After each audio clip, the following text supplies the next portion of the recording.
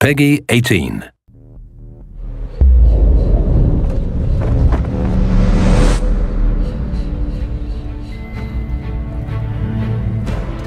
This time around, we have a seamless world, all right?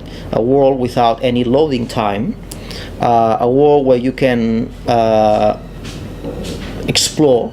It's set in a city, a modern city, so it's set in present day. It's set in during one night, and you basically explore this modern city, and you explore Dracula's castle, which is part of the city. So the city has grown around the castle.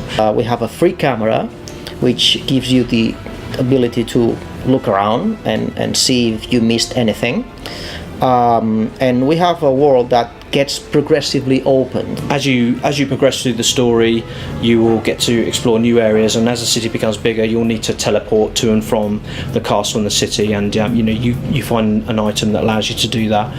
And at the end, the whole world becomes connected. This is a modern city that we haven't seen before in a video game, so we're not going to drop Dracula in the middle of Times Square and sort of have him fumble around in New York or anything like that. This is a city very much that fits the Castlevania universe.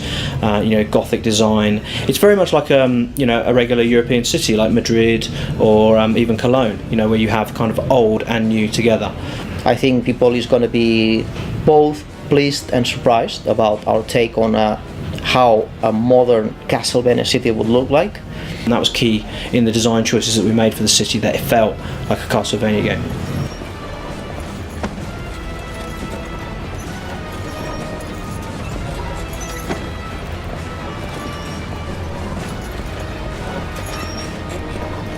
We wanted there to be a lot of variety in the environments, so it felt like it was different in everywhere that you went. Every time you turned a corner, there was something new to see, something exciting to see, different lighting, different elements, huge vistas, really cool architecture, statues, that kind of stuff.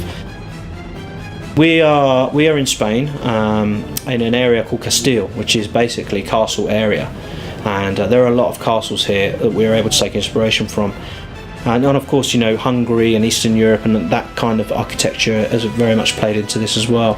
Transylvania, Wallachia, those kind of areas that are referenced in the game. Many of the design choices that we took are taken directly from real buildings and real architecture. We loved New York buildings, neoclassic buildings, and we thought that they were very, very suited for a Castlevania city. I think one of the cool things about Castlevania in general, and certainly about Lords of Shadow, was having the enemies and the variety of enemies that you had. So I think there's lots of very unique boss battles in the game.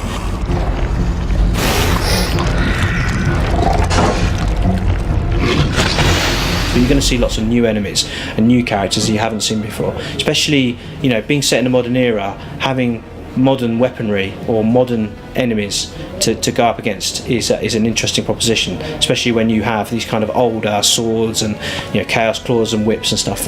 Fighting modern weaponry is something I think that's going to be really exciting.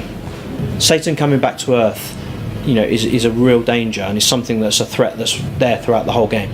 And I have to say that Satan this time around, he knows that he's facing a very powerful foe. So he's ready. When he comes back, he's ready. And it's a very different Satan to the one that we saw at the end of Lords of Shadow 1.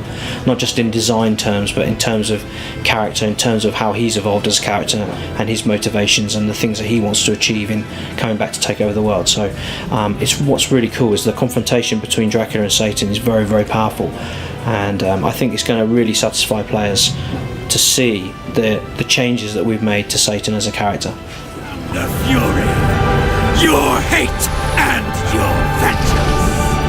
I am your destiny!